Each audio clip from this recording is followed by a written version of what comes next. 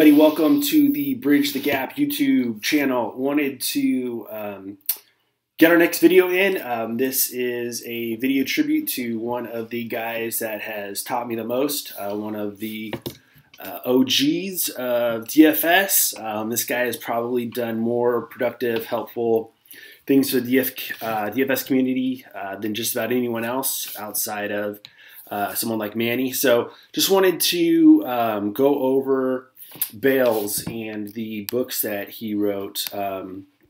So the title of this video is My 5 Favorite Lessons Learned from Fantasy Baseball and Fantasy Football for Smart People. This is Jonathan Bales' book series. They're all available on Amazon.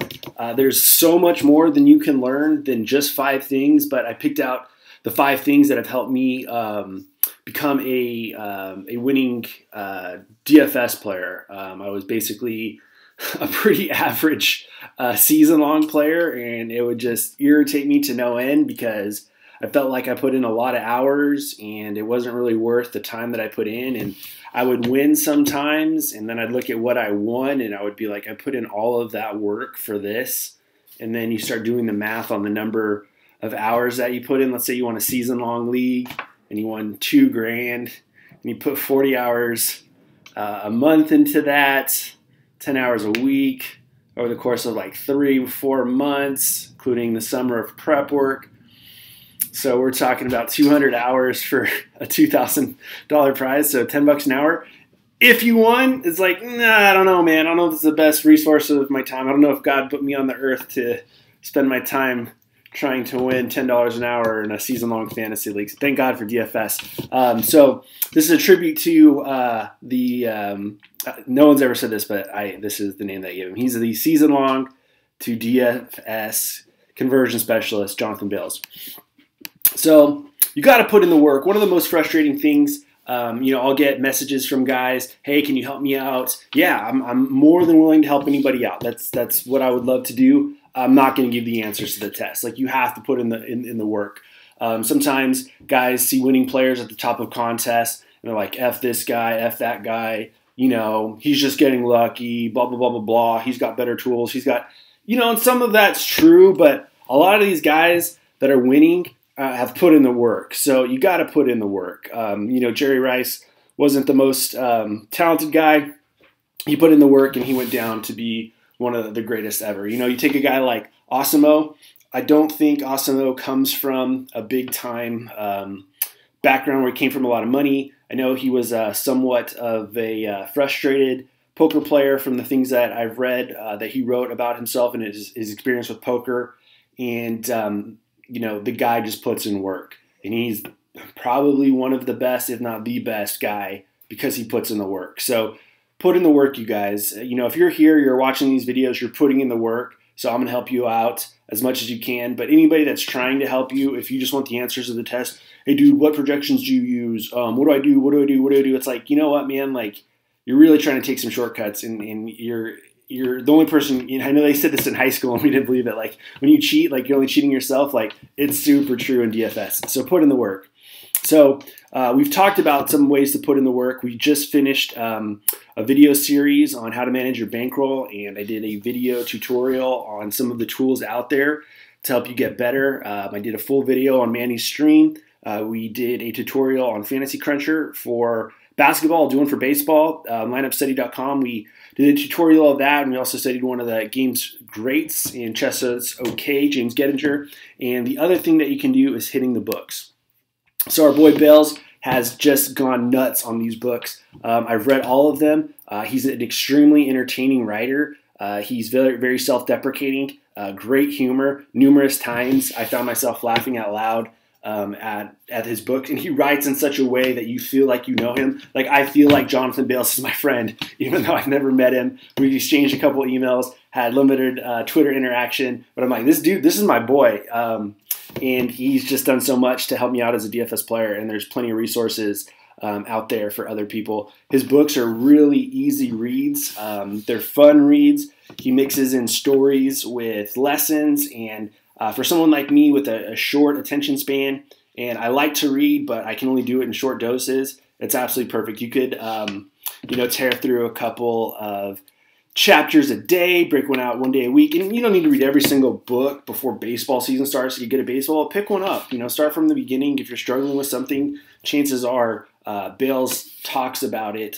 For a lot of us failed season-long players, or even guys who think they're good at season-long or are good at season-long, but suck at DFS, he's going to connect some dots for you in his book series. So go on Amazon, buy them, get them on Kindle, have them sent to your house, whatever. They're awesome reads, and they will help continue to lay the great foundation of good habits that we're trying to build. Okay, so without further ado, here are the 5 favorite things that I learned from Jonathan Bales, his book series. Number 1, one of my all-time favorite movies, Training Day. Denzel's in the car, and Ethan Hawke, he's going through, hey man, you're not in the academy anymore. You're not sitting behind a desk. This is chess, not checkers. And that's DFS for you. Season long is pretty simple. You get a list, you pick your players, snake draft, you work the waiver wire, hope for the best, hope to avoid injuries, and you hope to God that Todd Gurley doesn't get hurt in the fantasy playoffs when you need him the most. DFS, there's a lot more nuance to it than that. And Bales really helps you connect the dots of, okay, if I do this in season long, what is the DFS equivalent? And he is probably the best person in terms of what has been put into written writing to connect those dots. Again, Manny's stream is awesome. He's doing a baseball series right now, so if you're a visual learner and you like streams, that's the way to go. If you like hitting the books, you like both, definitely pick up these books. This is... Some of you guys might not like this, but, Jonathan Bales hits the books. So if he is one of the best in the industry and has basically made a career for himself through DFS by hitting the books, then so should we. This is the suggestion that I was just laughing about. You're probably not going to want to do this, but if you don't like sweating, or you're a nervous wreck during sweating, or you don't really enjoy it and it's not very fun for you, then don't do it. Do something more productive. Read some books. Read a little bit before you go to bed. If you're reading these books, you're already gaining an edge on your competition that is not going to it. So just put in the work, read the books. Lesson number 2, he talks about the book by Nicholas Taleb. I apologize if I pronounced that wrong, called Anti-Fragile. Basically, Taleb goes over his investment strategy of benefiting from chaos. Usually, the way that he's been able to do that is, hey, nothing's really happening, or small failures, boom, big win. And that's pretty much how it goes in DFS, especially in tournaments. Most of the time, you're going to lose. You just hope that when you do win, that win is bigger than all of the losses combined. And then that's where things really start to get fun. And also covered in this book, Bales expands upon the barbell investing strategy that Taleb talks about.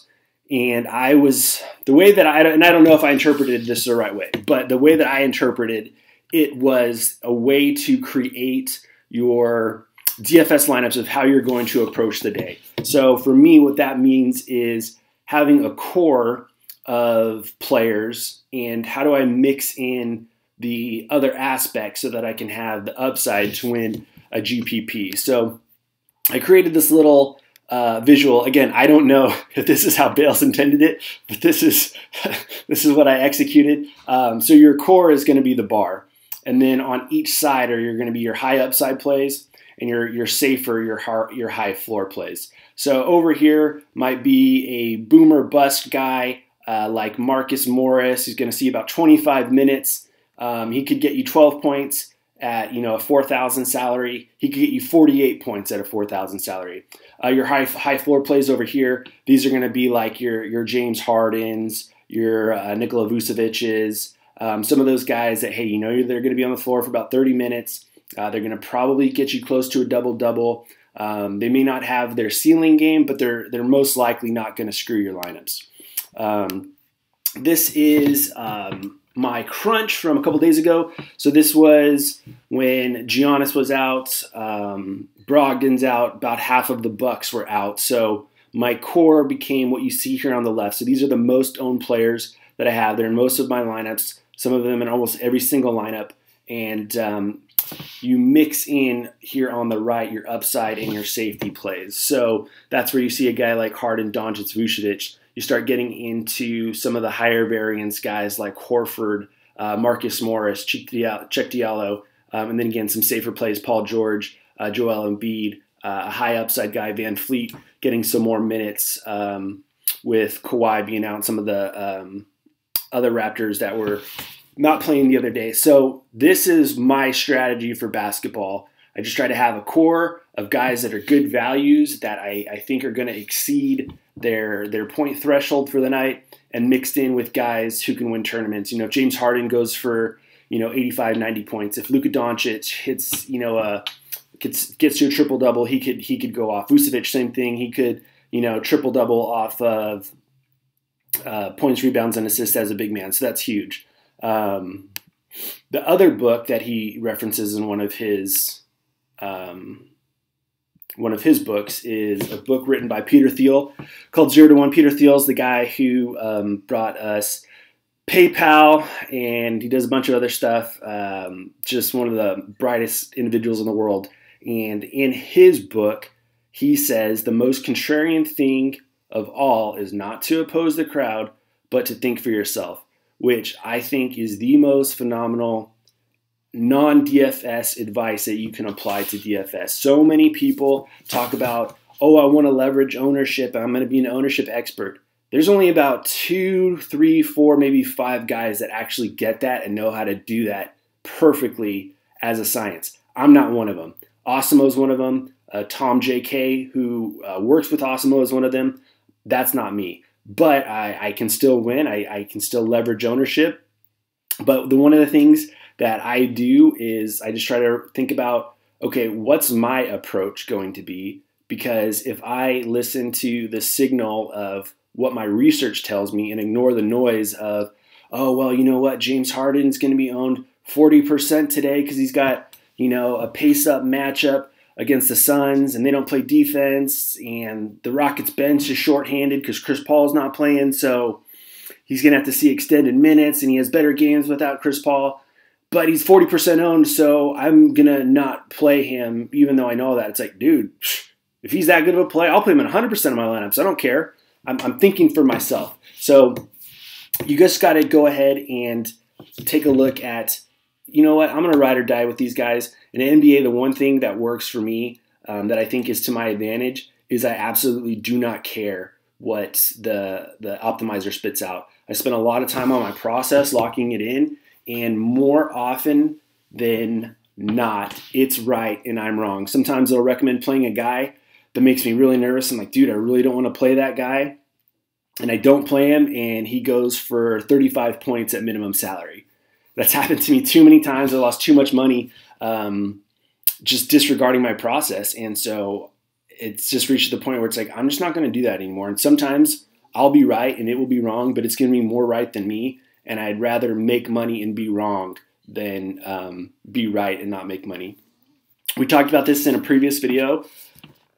If you're conservative in your bankroll management, it allows you to be aggressive in your approach. And what I mean by that is, if you look at my NBA exposures here from the other night, some people, hey, I'm not going to play a guy more than 50% of the time. It's like, dude, I don't care. If the optimizer, based off of my research and my notes and my adjustments, says 90% Eric Bledsoe and 52% DJ Wilson, 50% Pat Connaughton, good, let's do it. And if the field's only on Chris Middleton at, 25, 30%. Let's say he was super chalky and 40%. I've got 80%, so I just doubled up the field. That's how you leverage ownership. Whatever Middleton does, I'm going to benefit twice as much as the field. With baseball season upon us, wanted to challenge you guys with this little question. Which stack would you choose? The Red Sox, the Padres. Most of the time people are going to say, okay, yeah, no duh. We're going to take the Red Sox, pretty hitter-friendly park. Padres is a pitcher-friendly park. All things being equal, both teams playing at home. I'm going to take the Red Sox. Okay, fine. Yeah, that's the right way to go. So let's add in a couple factors. So let's say the Red Sox salary for a 5-man stack comes out to $24,000. And because the Red Sox can get runs any day of the week, their ownership is typically going to hover around 20%. But let's say it's a higher ownership day. They're playing like the Orioles or something, 30% ownership. And let's say that they have the highest odds of scoring the most runs for that day at 25%. Okay, so let's say that the Padres, their 5-man stacks can come around to $18,000. 5% ownership, that's generous. It's probably going to be much less than that. But let's just, for nice round numbers, said it was 5%. But their odds of scoring the most run doubled their ownership. Well, this is how you can start to leverage ownership. Everyone's going to be on the Red Sox, and if the Red Sox score 10 runs, you're not going to make very much money. Even if you have the Red Sox, you're going to have to be trying to separate yourself based on your pitchers and whatever else you did with the other 3 hitters in your lineup. But if the Padres score 10 runs, no one's going to be on the Padres, and you're going to leapfrog everybody else. Let's say the Padres scored 13 runs that day. It was the most runs scored that day. That's how you're going to win a GPP. So with that in mind, there's no correct answers. There's no correct answers. I could be wrong. I'm probably wrong. Don't listen to my advice.